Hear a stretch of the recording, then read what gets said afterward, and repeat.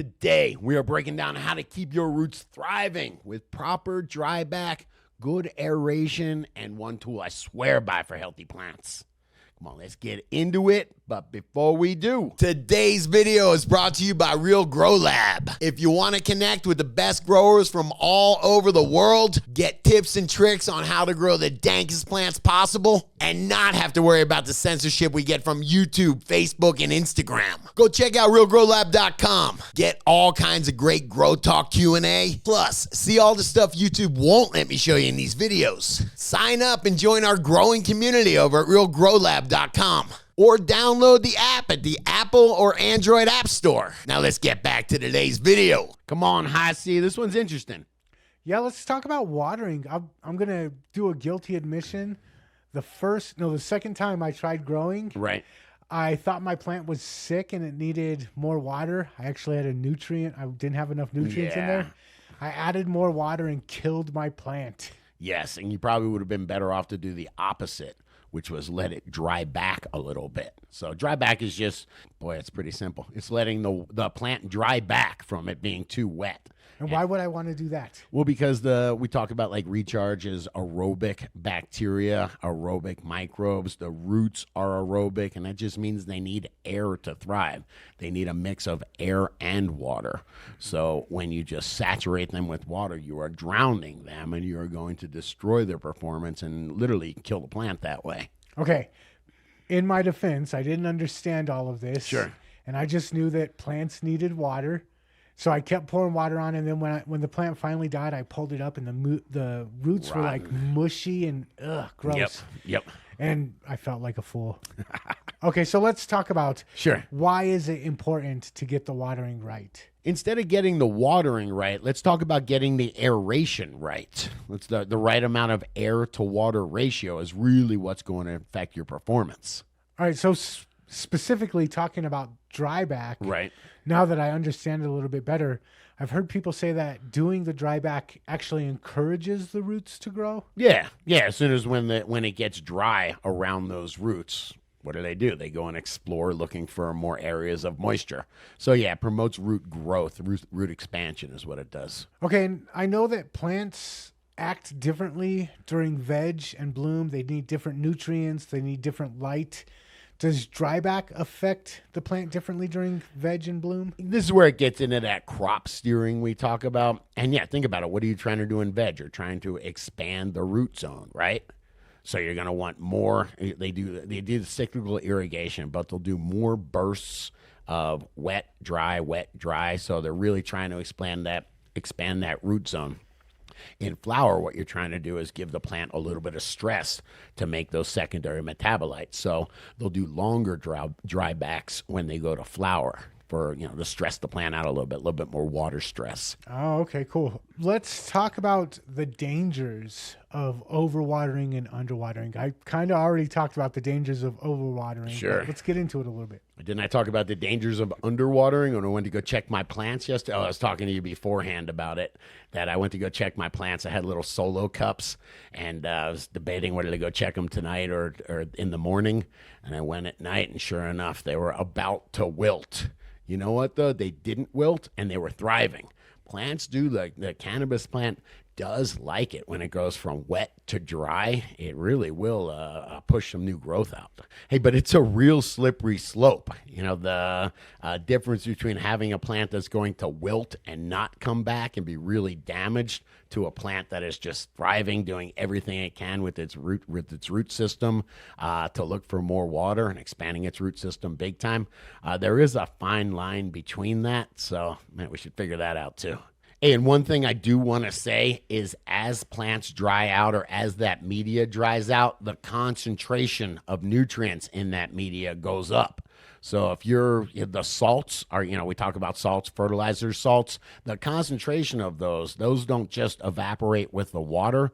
So you end up getting a much higher concentration of nutrients as your water evaporates out. Is that because they're not as diluted by the water anymore? Yeah, exactly, man. So their concentration goes up. So it's a lot easier to burn your plants when you're doing heavy dry back. So just be careful about it. Okay, and you use for the most part, other than clones, you use the real buckets, so you Yeah. don't really ever have a dryback. Nope. No, I'm more concerned with building my soil right, or my media, I should say, right in the beginning, so it holds a lot of air. It holds, when it's completely saturated. So that's why I use cocoa core. Cocoa core, even when it's completely saturated, can hold a decent amount of air. That's why some of our growers in the sip buckets will use cocoa core with a little bit of perlite in there. But yeah, we're looking to make that ideal air to moisture ratio all the time. So it's a little bit different in sip buckets, but even with sip buckets, you can control the amount of by controlling the amount of water in the bottom of the bucket. You control the amount of pressure, the amount of submerged wick, and then the amount of pressure that is pushing up on those buckets. So you can control the moisture level a little bit with the wick buckets. All right, and you mentioned using perlite. Sure. What exactly is perlite, and what does it do for you? Perlite is expanded shale. They take shale and they put it in an oven and it pops like popcorn, and it holds a whole bunch of air in there. So that's the little white balls you'll see in soil a lot of times. That's the most common one. It comes, I have a cocoa that's 70% cocoa, 30% perlite, works really good. It's used to lighten up any mix, and there's other things. Biochar is something that's kind of trending right now, the same thing. It's just got a bunch of air. It's this carbonized wood, basically carbonized whatever, organic material, and it just has a bunch of pores in there that are able to hold air. Pumice or lava rock is something that organic growers have used for a long time. The same idea, though, with all these. They're aerators. Okay, let's go back to what you talked about at the very beginning. You Sure. said aerobic microbes. Yeah, they need What's air. going on there? What's aerobic microbes? Why do they need air, and how do they help your plants? I mean, aerobics is easy. We all know aerobics. You go to you go dance and you breathe a whole bunch, right? Okay. Yeah, so it means with air. So the microbes are aerobic. They need to breathe in order to live. So we have to keep aerated environment. And what do we talk about? The roots going stagnant. They call it going anaerobic. That's when the decomposing bacteria and fungi come in that rot. So we don't want to get those rotting bacteria, those rotting microbes. We want to get those growth promoting microbes. So that's why it's important to keep plenty of air in your media, so it's a nice environment for those microbes to grow. Okay, you have mentioned before out competing. You were talking about the Sure. anaerobic microbes. You want to make Yeah. sure you have an environment that's good for aerobic microbes. Yep. Recharge, that's what's in recharge. Shameless plug. Yes, absolutely. Recharge just has billions and billions, maybe even trillions, depends how much you use, of these microbes, these aerobic microbes. And what happens is they just show up, they outcompete any pathogens for resources, and they colonize that root zone. So now there's all these beneficial microbes around the root zone in the soil in general.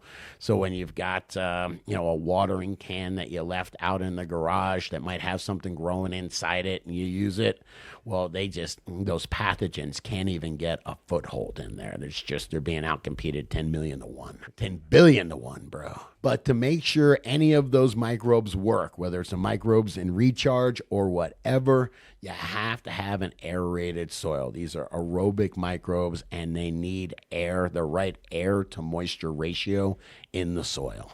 So having a well-timed dryback helps keep the aeration.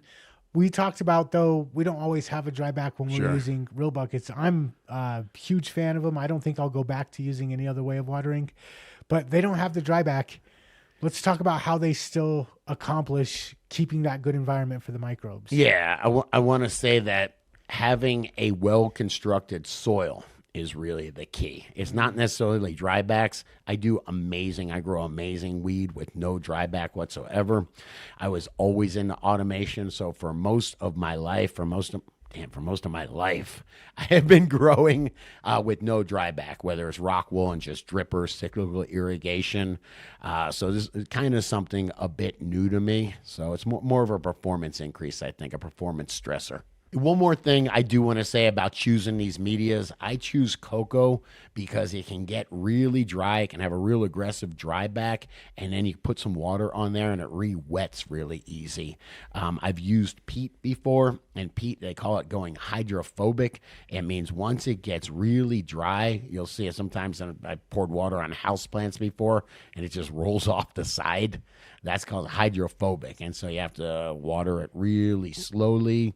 I like the idea of using cocoa. I like the idea if you're going to push drybacks, lightening it up with a little bit of, some kind of aerator. I use perlite myself, but yeah, that's the reason why I prefer those types of medias over peat. And even if you're not going for dryback, cocoa still keeps that perfect air to water ratio, even when it's completely saturated. So, man, we should sell cocoa too, huh?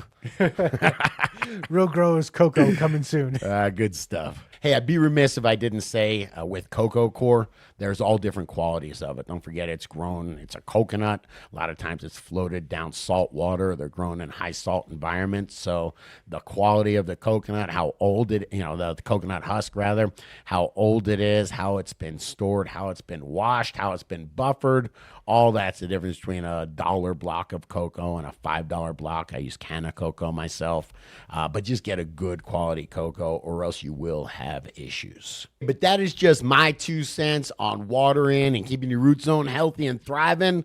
Come on, but what about you? Do you run your media always saturated like me? Do you do drybacks? Come on, let me know in the comments. And of course, if you like this video, let me know. Hit that like button. Hit that subscribe button. Come on, share this one with another grower you know. And check out the other couple of videos YouTube's recommending. I hope you'll dig them.